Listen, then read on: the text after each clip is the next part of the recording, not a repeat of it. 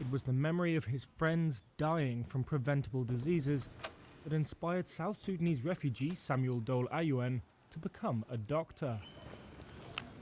Today, he's helping save lives in Uganda's capital, Kampala, amid the global health crisis.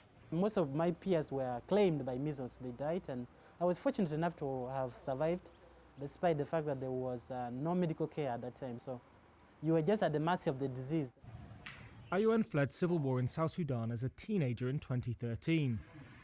He and his family are among an estimated 1 million South Sudanese refugees who fled to Uganda. A total of 1.5 million refugees live in the country, making it the fourth largest refugee-hosting nation in the world, according to Wendy Kasuja, a spokesperson for the United Nations Refugee Agency.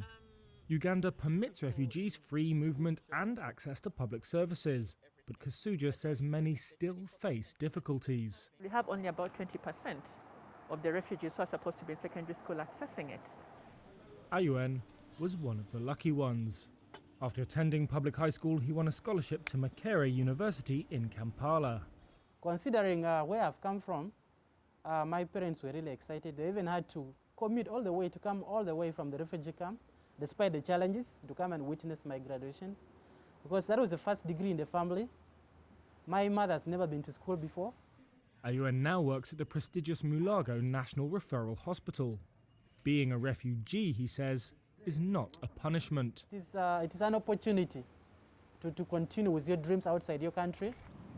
He says he wants to specialise in neurosurgery and return to South Sudan, where he can pass on his knowledge as a lecturer.